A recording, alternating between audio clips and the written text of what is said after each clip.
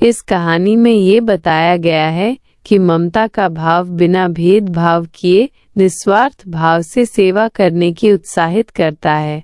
दूसरी ओर पूंजीवादी सामंतवादी शक्तियां मानवीय मूल्यों का पतन कर देती हैं।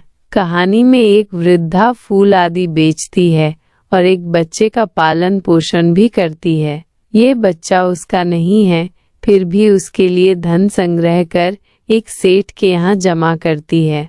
आवश्यकता पड़ने पर वो सेठ धन लौटाने से मुकर जाता है, लेकिन जब उसे पता चलता है कि वो बच्चा उसका ही खोया हुआ पुत्र है, तब वो एकदम बदल जाता है। ये प्रतिदिन मंदिर के दरवाजे के पास जाकर खड़ी होती, दर्शन करने वालों को पुकारती, कहती, ये फूल चढ़ावा तो लेते जाओ। बोली की मिठास दर्शनार्थियों को आकर्षित करती और लोग नेत्रहीन वृद्धा से महकते फूल लेते, उसकी झोली में पैसा डालते और आगे बढ़ जाते।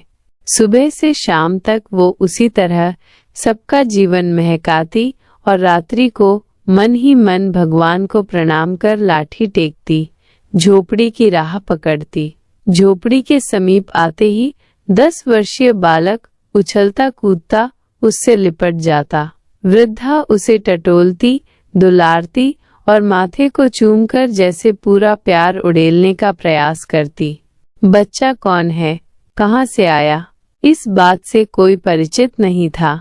कुछ वर्ष पूर्व संध्या के समय लोगों ने उसकी गोद में एक बच्चा देखा। वह रो रहा था। असहाय और रोते बच्चे को वृद्धा ने अपनी गोद में बिठाया और उसे चुप कराने का प्रयास करने लगी। ममता का आंचल पाकर बच्चा सब कुछ भूल गया था। इस तरह वह वृद्धा के पास रहने लगा।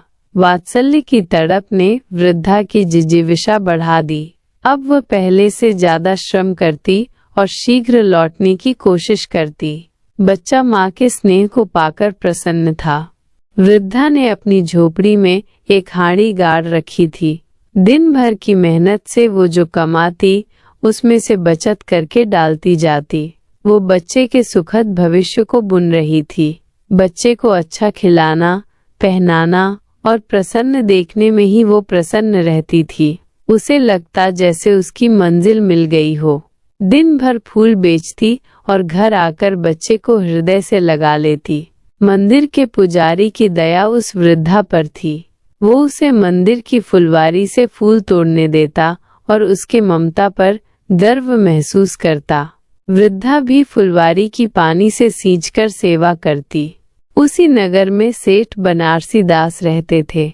देवभक्त और धर्मात्मा के रूप में उनकी अपनी पहचान थी। उनकी कोठी पर हर समय जरूरतमंदों की भीड़ लगी रहती। कुछ कर्ज लेने आते तो कुछ अमानत रखने। क्षेत्र के सभी मजदूर जो कुछ बचा पाते इन्हीं सेठ जी के यहाँ जमा कराते थे। पर वृद्धा न जाने क्यों सेठ जी के यहाँ धन जमा कराने में हिचकिचाती थी। हाड़ी में अधिक धन हो जाने के कारण तथा चोरी हो जाने की आशंका से एक दिन संध्या को वृद्धा ने हाड़ी उखाड़ी और छिपाकर सेठ जी की कोठी पर जा पहुंची। सेठ जी ने बही खाते के पृष्ठ उलटते हुए पूछा, क्या है बुढ़िया? वृद्धा ने हाड़ी सेठ जी की ओर सरकाते हुए सहमे स्वर में कहा, सेठ जी, इसे जमा कर लें। मैं इसे कहाँ रखती फिरूंगी, इसमें क्या है? सेठ जी ने हाड़ी की ओर देखते हुए कहा।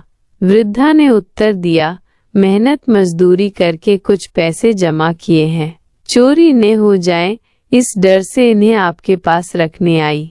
जब जरूरत होगी तब ले जाऊंगी। सेठ जी ने मुनीम की ओर ऐनक में से देखते हुए कहा, इसे बही खाते में इसके नाम से जमा कर लो। वृद्धा चैन की सांस लेती हुई अपनी झोपड़ी में लौट आई। 2 वर्ष सुख से बीते। एक दिन ज्वर ने लड़के को आ दबाया। वृद्धा माँ ने दवा दारू की, वैद्य को दिखाया, पर सारे प्रयत्न जैसे व्यर्थ हो गए थे। उसका साहस टूटने लगा। वह उसे ठीक करने के उपायों पर विचार करने लगी। तभी अचानक शहर के बड़े डॉक्टर का उसे ध्यान आया। इलाज के लिए पैसे का ध्यान आते ही वह सेठ बनारसी दास के यहाँ जा पहुंची। सेठ जी आसन पर टिके बैठे थे। वृद्धा ने आदर प्रकट करते हुए विनम्र भाव से कहा, मेरा बच्चा बहुत बीमार है। मेरी जमा हाड़ी से मुझे कुछ रुपए मिल जाएं तो मैं डॉक्टर को दिखाकर उसका इलाज करा लूं। कैसी हाड़ी, कैसे रुपए? मेरे पास तो तुम्हारा कुछ भी जमा नहीं है, सेठ जी ने कठोर स्वर में झल्लाते हुए कहा। वृद्धा ने कहा, सेठ जी, अभी 2 वर्ष पहले ही तो मैंने हाड़ी में जमा पूंजी आपके यहाँ जमा की थी। यह कहकर मुनीम जी की ओर सहानुभूति की अपेक्षा की दृष्टि से देखने लगी। मुनीम जी ने सेठ जी की ओर रहस्यमयी दृष्टि से देखने के बाद वृद्धा से कहा, नहीं, तेरे नाम तो कुछ भी जमा नहीं है। वृद्धा वहीं जमीन पर बैठ गई और फूट फूट कर रोने लगी। रो रो कर वह सेठ जी से दया करने की गुहार लगाती रही। सेठ जी, मेरा बच्चा ठीक हो जाएगा, मैं आपके जीवन भर गुण गाऊंगी। परंतु पत्थर में जोंक न लगी। सेठ जी ने क्रुद्ध होकर उत्तर दिया, जाती है या नौकर को बुलाऊं? वृद्धा लाठी टेक कर खड़ी हो गई। जाते जाते सेठ जी की ओर मुंह करते हुए उसने कहा, अच्छा, भगवान तुम्हें बहुत दे। बच्चे की हालत दिनों दिन बिगड़ती गई। प्राणों के लाले पड़ते देख वृद्धा माँ हताश हो उठी। रह रहकर उसे सेठ पर क्रोध आ रहा था। वो करे तो क्या करे। अचानक वो कुछ सोचकर उठी और बच्चे को गोद में उठाकर सेठ जी के घर की ओर चल पड़ी। बच्चे का शरीर ज्वर से और उसका कलेजा क्रोध से जल रहा था। बच्चे को लेकर वो सेठ जी के यहाँ पहुंची और धरना देकर बैठ गई। एक नौकर आया और वृद्धा को देखकर सेठ जी को इसकी सूचना दी। सूचना पाते ही सेठ जी ने उसे वहां से भगा देने का आदेश दिया। नौकर ने बहुत कोशिश की पर वो टस से मस न हुई। थोड़ी देर बाद सेठ जी स्वयं आए। उसे देखकर उन्हें बहुत गुस्सा आया, पर बच्चे को देखकर वे हतप्रभ रह गए। बच्चे की सूरत उनके खोए बालक मोहन से मिल रही थी। 7 वर्ष पूर्व उनका बेटा मेले में खो गया था। बालक की जांघ पर लाल रंग का चिन्ह पहचानकर सेठ जी एकाएक चिल्ला उठे, ये बच्चा तो अपना मोहन ही है। इसके साथ ही तुरंत वृद्धा से बालक मोहन को छीनकर सेठ जी ने अपने कलेजे से लगा लिया। बालक का शरीर ज्वर से तप रहा था। हालत को गंभीर समझ सेठ जी ने तुरंत नौकर से कहा, जाओ तुरंत डॉक्टर को लेकर आओ। वे बालक को लेकर अंदर चले गए। बाहर वृद्धा चिल्ला रही थी, मेरे बच्चे को मुझे वापस कर दो, वो मेरे दिल का टुकड़ा है, उसे मत छीनो। सेठ जी अपना अधिकार जताते हुए बोले, यह बच्चा मेरा है, इसे कुछ नहीं होने दूंगा, इसे किसी भी कीमत पर बचाऊंगा। वृद्धा ने जोर से ठहाका लगाया, अब यह तुम्हारा बच्चा है, इसलिए इसे प्राण देकर भी बचाओगे। दूसरे के बच्चे की जान नहीं होती, यह कहाँ की मानवता है। सेठ जी की दशा अजीब थी। वे जैसे निरुत्तर हो गए थे।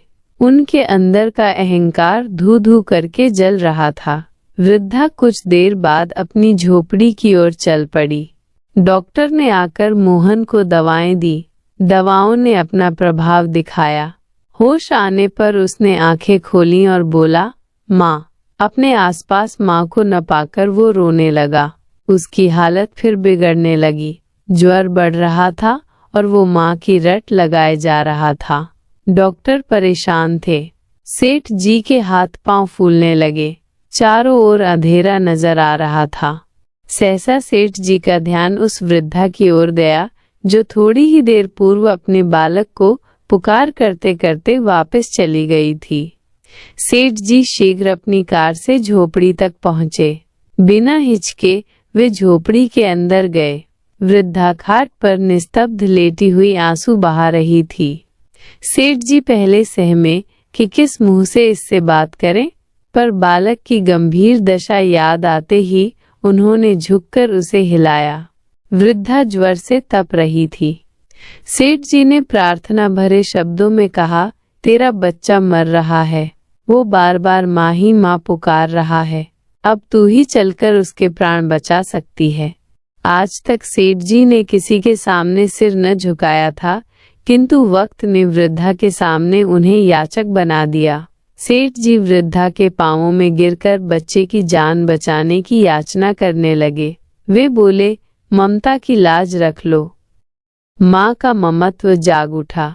वो बीता हुआ सब भूल गई और सेठ जी के साथ चल पड़ी। घर पहुंचते ही वृद्धा ने मोहन के माथे पर हाथ फेरा। हाथ पहचानते ही मोहन ने तुरंत आंखें खोल दी और बोला, माँ तुम आ गई। वृद्धा ने कहा, हाँ बेटा, तुम्हें छोड़कर कहाँ जा सकती हूँ। उसने मोहन का सिर अपनी गोद में रखकर थपथपाया और मोहन को नींद आ गई। कुछ दिन बाद मोहन बिल्कुल स्वस्थ हो गया। जो काम दवाइयों, डॉक्टरों और हकीमों से न हो पाया, वो वृद्धा माँ की ममता ने पूरा कर दिया। वृद्धा माँ जब वापस लौटने लगी तो सेठ जी ने उससे मोहन के पास रुकने की बात कही, लेकिन वह न मानी। सेठ जी ने रुपयों की वह हांडी क्षमा मांगते हुए उसे लौटाई तो उसने कहा, ये तो मैंने मोहन के लिए इकट्ठा किए थे, उसी को दे देना। वृद्धा सेठ जी की धरोहर मोहन को सेठ जी के यहाँ छोड़कर लाठी टेकती हुई झोपड़ी में लौट आई। उसके नेत्रों से आंसू बह रहे थे, पर आज इन आंसुओं में फूलों का मकरंद और ममता की गंध थी। वो आज सेठ बनारसी दास से महान हो गई थी। सेठ याचक था और वो दाता। ये कहानी आपको कैसी लगी, कमेंट करके ज़रूर बताएं।